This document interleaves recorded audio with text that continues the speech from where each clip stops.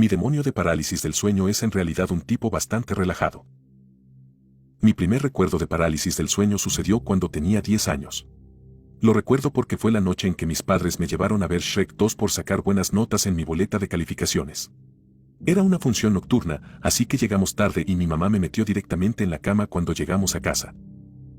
Eran alrededor de las 4 de la mañana cuando me desperté, la luz de mi despertador me lo dijo.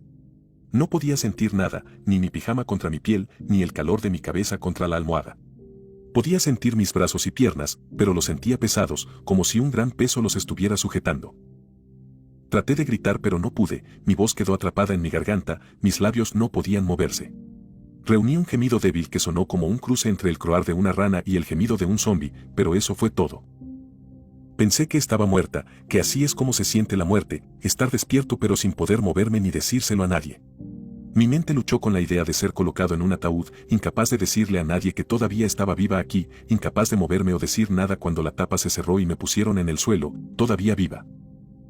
Mi miedo disminuyó cuando sentí que mi corazón latía con fuerza en mi pecho en respuesta a mi casi ataque de pánico. También me di cuenta de mi respiración, que se hizo más lenta a medida que el miedo disminuía. Me calmé un poco, pensando que solo era un sueño. Fue entonces cuando lo vi por primera vez. Señor Brown Stiglitz. Se acurrucó en la esquina de la habitación junto a mi armario. Sus dos enormes ojos rojos brillaron en la oscuridad de mi dormitorio. Su cara era como una máscara de porcelana, blanca, inexpresiva, sin boca ni nariz, solo esos dos inquietantes ojos rojos. Cuando se puso de pie, su cuerpo se despegó como un origami hasta que su cabeza tocó el techo. Su cuello se inclinó, inclinándose hacia adelante ya que su verdadera altura era mayor que la altura de mi habitación. Su largo torso negro estaba cubierto de símbolos brillantes que reflejaban el rojo a la luz de sus ojos brillantes. Se paró sobre dos piernas largas y delgadas que desaparecieron en las sombras de la habitación. No hizo ningún ruido mientras se movía, parecía deslizarse mientras se acercaba a mi cama. Sus brazos largos y delgados se extendieron hacia mí mientras yo me quejaba a través de mis labios paralizados. No podía gritar, aunque tenía muchas ganas de hacerlo. Sus dedos atravesando la oscuridad, hasta mi cara. Dos dedos puntiagudos tocaron mis párpados y los cerraron. Recuerdo las yemas de sus dedos sintiéndose frescas, pero no frías. A pesar de que las puntas de sus dedos parecían afiladas, su toque fue suave. No luches, pequeña. Duerme, duerme, dijo. Su voz era tan profunda que podía sentirla en mi pecho cuando hablaba. Hice lo que me indicó, convenciéndome de que en verdad era un sueño. Incluso si no lo fuera, la parte de atrás de mis párpados era más tranquilizadora que mirar esos penetrantes ojos rojos en su máscara vacía de rostro. Cerré los ojos, queriendo que fuera un sueño, deseando que fuera un sueño. Me desperté a la mañana siguiente, afortunadamente capaz de moverme, caminar y hablar. Expliqué lo que vi a mis padres, quienes coincidieron en que era un sueño.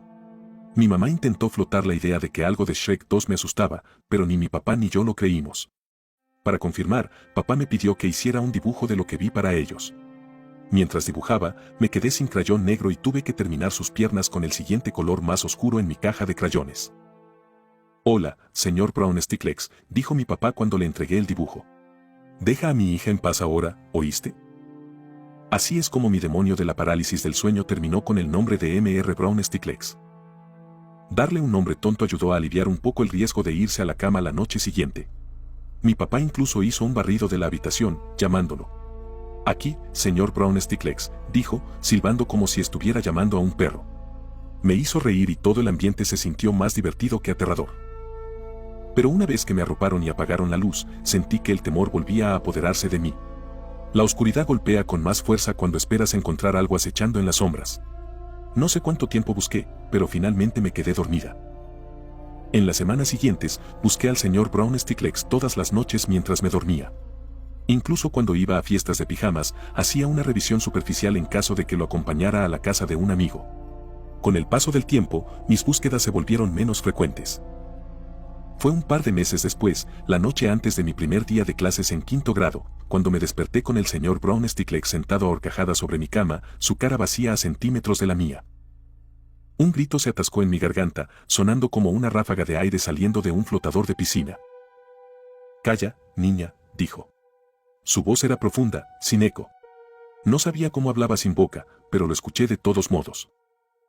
Vi que sostenía un trozo de papel entre sus dedos delgados, arrugado en los bordes y rasgado.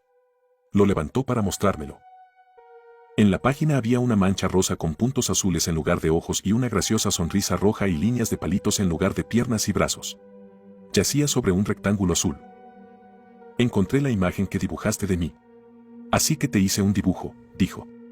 ¿Te gusta? Intenté asentir, pero no podía moverme. Traté de responder, pero todo lo que salió fue el mismo croar seco.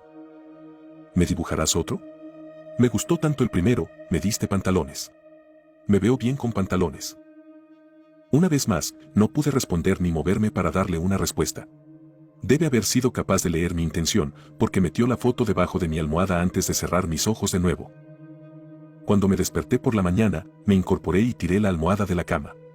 Mi corazón saltó a mi garganta cuando encontré el dibujo, no fue un sueño. Él era real. Fui a mi escritorio y comencé a hacer un dibujo para él, comenzando con su rostro y sus ojos, tratando de capturar tantos detalles como pudiera recordar. Me había olvidado por completo del primer día de clases hasta que mi mamá abrió la puerta y me encontró todavía en pijama. «Lexi», gritó, sorprendiéndome mientras yo estaba coloreando sus ojos. «Tu autobús estará aquí en menos de una hora, vístete ya». Metí mi dibujo en mi mochila escolar y me vestí. Terminé mi dibujo en el recreo de ese día, usando mi nuevo paquete Crayola 64 que obtuve con mis útiles escolares. Esta vez le di pantalones azules, pensando que le gustaría verse a sí mismo en jeans. Escribí su nombre, señor Brown Sticklets, en la parte inferior de la imagen y dibujó una carita sonriente al lado, esperando que le gustara su apodo. Le di la vuelta al papel para escribirle un mensaje en la parte de atrás. Quería hacerle preguntas, pero no quería enojarlo ya que me visita cuando estoy más vulnerable. Escribí mi carta en una hoja de papel separada antes de copiarla en la parte posterior del dibujo. Estimado señor Brown Sticklets, así es su nombre. Mi nombre es Lexi. Estoy en 5º grado. ¿Cómo te llamas? ¿Cuántos años tiene? ¿Usted va a la escuela? ¿Por qué visitas mi dormitorio? ¿Por qué no puedo moverme cuando me visitas? Te ves aterrador pero también pareces agradable. Espero que podamos ser amigos. Con amor, Lexi. PD, espero que te gusten tus pantalones azules. Agregué otra cara sonriente al final de la carta, mi énfasis final en querer que seamos amigos. Consideré cerrar con sinceridad, pero pensé que amor era una opción mejor y más amigable. Metí el dibujo debajo de mi almohada esa noche, ahora ansiosa por verlo en lugar de estar llena de temor por su reaparición. Pero como la última vez, no volvió al día siguiente. O el día después. Los días se alargaron hasta convertirse en semanas, y todas las mañanas encontraba el dibujo debajo de mi almohada de la noche anterior. No fue hasta las vacaciones de Acción de Gracias que lo volví a ver. Mis ojos se abrieron cuando el sol de la mañana asomó a través de las persianas de mi dormitorio. Su cuerpo no se veía diferente a la luz, de hecho, su piel negra parecía más oscura, absorbiendo los rayos del sol sin devolver nada.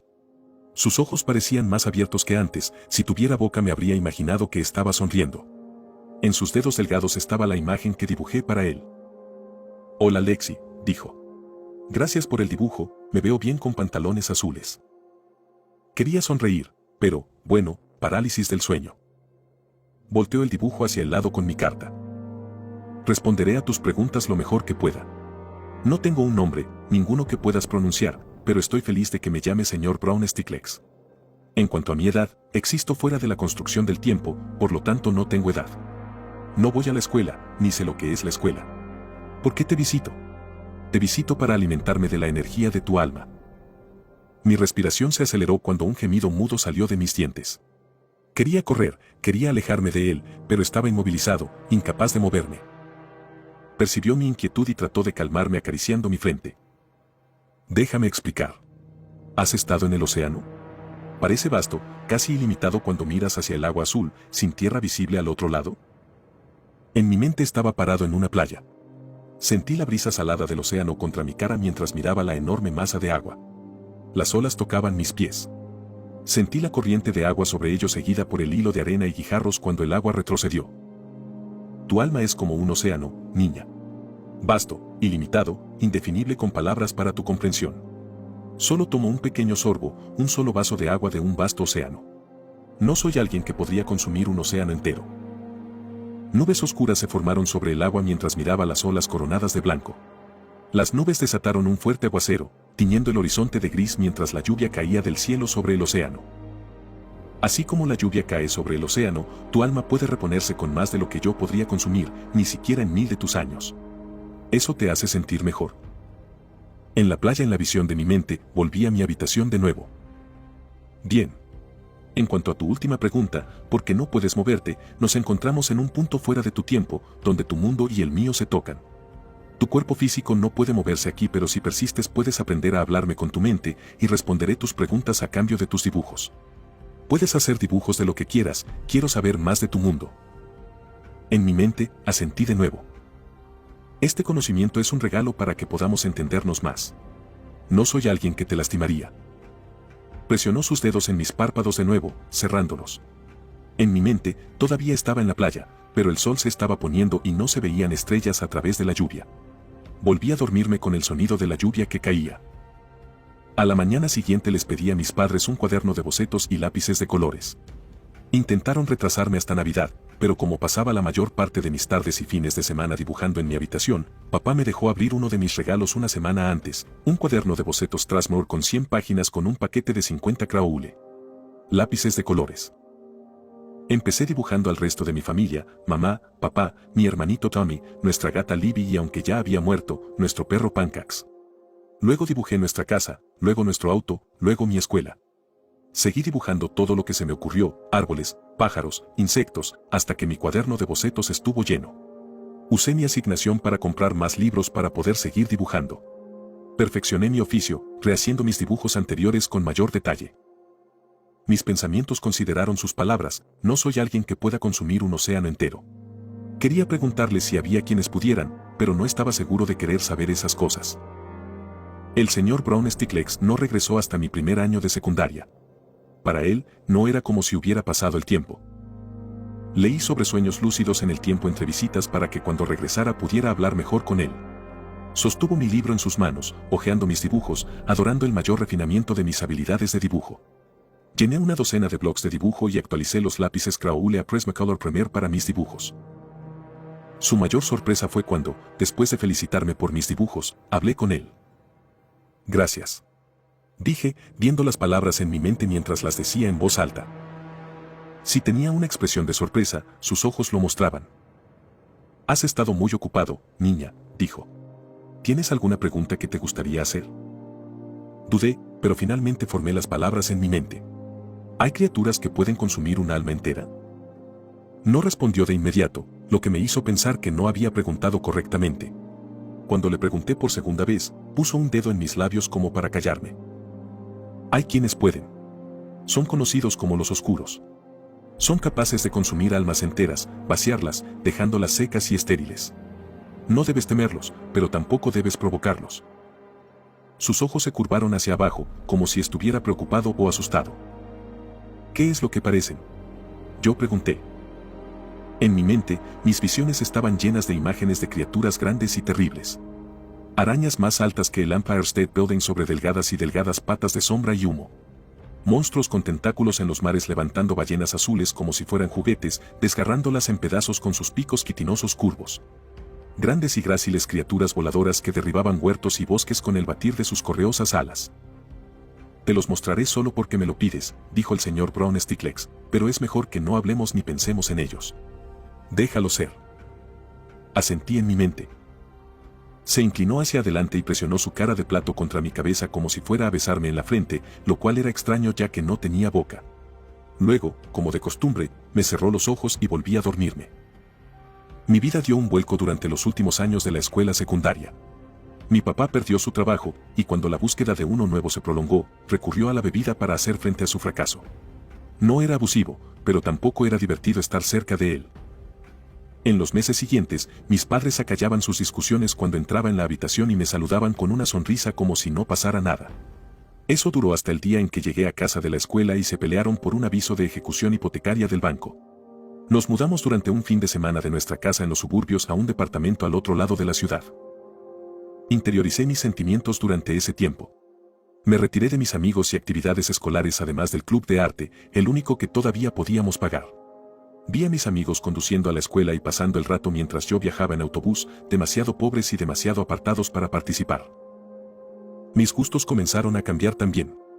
Fue el bubblegum pop de Katy Perry, Kedó Lara y Taylor Swift. En cambio, escuché Pierce the Veil, Sleeping with Sirens y Bring Me the Horizon. Mi ropa y maquillaje se volvieron más oscuros, más camisetas negras y faldas con delineador negro y esmalte de uñas negro. Mamá lo llamó mi fase gótica, no es que ella entendiera. Mis dibujos también se volvieron más oscuros. Pasé de los lápices de colores al carboncillo, dibujando calaveras y cementerios de aspecto gótico a medida que disminuía mi pasión por dibujar animales y flores. También dibujé a los oscuros, con gran detalle, exactamente como los recordaba en mi mente. El señor Brown Stiglitz me visitó nuevamente un mes después de mudarnos al departamento. Se veía más a gusto en mi habitación de carteles de luz negra y bandas de death metal que en mi habitación anterior. Sus ojos estaban oscuros, no del rojo vibrante como eran antes. Me miró fijamente mientras yacía en la cama, incapaz de moverme. Se movió a centímetros de mi cara mientras escuchaba sus palabras en mi mente. Tu alma sabe diferente ahora. No habló de mis dibujos. Me preocupaba que pudiera hacerlo, especialmente porque había estado dibujando a los oscuros. No solo dibujándolos, sino pensando en ellos y qué tipo de daño podrían hacer si se despertaran. Parecía triste por mí, aunque leer su expresión era difícil sin rostro. Palmeó mi frente como antes, pero no cerró los ojos antes de irse como solía hacerlo. Mi vida siguió su camino en espiral como un cohete de botella con un palo roto. Mis padres no hablaban fuera de conversaciones breves sobre qué facturas pagar y cuáles ignorar. Cada noche, papá desaparecía en una botella mientras mamá desaparecía en línea para chatear con un amigo de Facebook que conocía de la escuela secundaria. Lo que pasa con el fondo rocoso es que a menudo es un disfraz de una trampilla que te deja caer a una profundidad aún más baja de lo que creías posible. El primer fondo llegó cuando murió mi padre. Condujo fuera de la carretera hacia un pozo de grava a altas horas de la noche con una botella vacía de bourbon en el asiento del pasajero. Lloré, pero se sentía vacío. Me sentí hueco. Incluso cuando mamá trató de abrazarme, no sentí nada por dentro, ni tristeza, ni culpa, ni nada. Desaparecí en mis cuadernos de bocetos, dibujando imágenes aún más oscuras e inquietantes. Muerte, desmembramiento, vivisecciones vívidamente precisas de los lindos animales que solía disfrutar dibujando. Mis amigos ya no me hablaban, lo cual estaba bien porque yo no quería hablar más con ellos de todos modos. Encontré gente con la que pasar el rato, no amigos, pero sí gente que podía darme acceso a momentos de euforia inducida por sustancias químicas para olvidarme de la vida por un tiempo.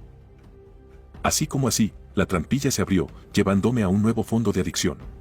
Una cosa que tenía en común con mi papá, pero en lugar de caer en una botella, caí en una aguja.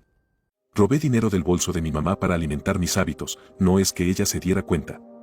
Estaba ocupada con su viejo amigo de Facebook que había pasado de ser un conocido en línea a ser un compañero de pijamada nocturna. Cuando llegó el momento de comenzar mi último año, no me molesté en volver. Seguí dibujando, llenando cuadernos de bocetos enteros con las imágenes oscuras que reflejaban mi perspectiva sombría de la vida. Los oscuros fueron temas predominantes durante este periodo de mi vida. Los dibujé dándose un festín con la humanidad, desgarrando la carne del hueso en sus dientes irregulares detrás de los labios de humo. Llegué a casa una noche y encontré a mi mamá y su nuevo amigo en medio de una pelea. Era diferente a sus peleas con papá, más violentas, más físicas. Cuando me levantó la mano por tratar de intervenir, decidí que era hora de salir corriendo. Me fui de casa, haciendo autostop con cualquier persona con un juego de ruedas que pudiera soportar por periodos cortos de tiempo. Mi preferencia se inclinó hacia aquellos con acceso a la liberación química que anhelaba. Cuanto más podía adormecerme, más podía escapar. Descubrí que ciertas combinaciones de medicamentos tenían efectos similares a la parálisis del sueño, donde la capacidad de mi mente para controlar la acción de mi cuerpo se cortó. En esos momentos de parálisis adormecida, veía al señor Brown Stiglitz observando desde lejos mientras mitigaba el dolor.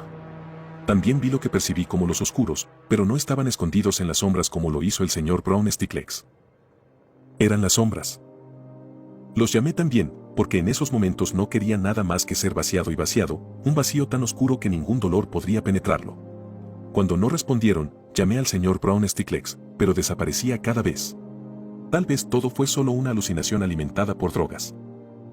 La sobredosis nunca fue mi intención.